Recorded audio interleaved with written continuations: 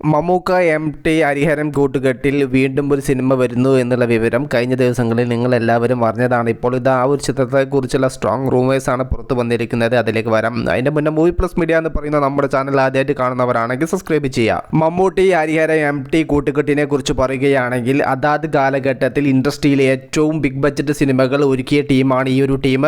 എന്നാൽ ഈ ഒരു ടീമിൽ നിന്നും ഇനി വരാൻ വേണ്ടി പോകുന്നത് രണ്ടാം മൂയം എന്ന് പറയുന്ന സിനിമയാണോ എന്നുള്ള ചർച്ചയാണ് സോഷ്യൽ മീഡിയയിൽ സജീവം നടക്കുന്നത്. കാരണം രണ്ടാം മൂഴത്തിന്റെ തിരക്കഥ MT മറ്റൊരാൾക്ക് സമ്മാനിച്ചിട്ടുണ്ടായിരുന്നു. എന്നാൽ സമയത്ത് അത് നടക്കാത്തതിനാൽ MT ആ ഒരു തിരക്കഥ തിരിച്ചു വാങ്ങി എന്നുള്ള റിപ്പോർട്ടുകൾ കഴിഞ്ഞ കുറെ മാസങ്ങൾക്ക് മുന്നേ തന്നെ സോഷ്യൽ മീഡിയയിൽ സ്പ്രെഡ് ആയതാണ്.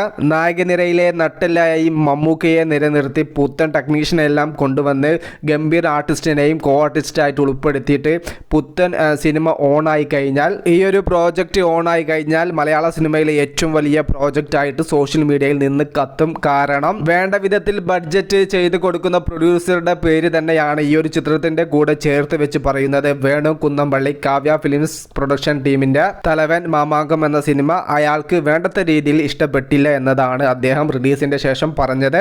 വീണ്ടും ഹിസ്റ്റോറിക്കൽ സിനിമകൾ എന്റെ ഭാഗത്തുനിന്ന് ഉണ്ടാവുമെന്നും അത് ഇപ്പോഴല്ല, അത് കുറച്ച് കഴിഞ്ഞിട്ടാണ് എന്നും അദ്ദേഹം മുന്നേ തന്നെ കൂട്ടിച്ചേർത്തതാണ്. ആ ഒരു സിനിമ എടുക്കാൻ സമയമായി, അല്ലെങ്കിൽ ഒരു ഹിസ്റ്റോറിക്കൽ സിനിമ വീണ്ടും ഞാൻ കൈവെക്കാൻ സമയമായി എന്ന് അദ്ദേഹത്തിന് തോന്നി കാണും. അതുകൊണ്ടാവും ഹരിഹരനെയും കൂട്ടുപിടിച്ച് MTയെയും കൂട്ടുപിടിച്ച് വീണ്ടും മമ്മൂക്കയെയും കൂട്ടുപിടിച്ച് ഇദ്ദേഹം പുത്തൻ സിനിമ നിർമ്മിക്കാൻ പുറപ്പെട്ടിരിക്കുന്നത്. കലാസംവിധാനത്തിനും മേക്കപ്പിനൊക്കെ വലിയ രീതിയിലുള്ള പ്രാധാന്യമുള്ള സിനിമകൾ മമ്മൂക്ക ഒരു 3-4 വർഷത്തിൻ്റെ ഇടയിലൊക്കെ ചെയ്യാറുണ്ടായിരുന്നു. എന്നാൽ മാമാങ്കം എന്ന ചിത്രത്തിന് ശേഷം മമ്മൂക്ക അത്തരത്തിലുള്ള ഒരു പ്രോജക്റ്റിലേക്ക് കൈവച്ചിട്ടില്ല.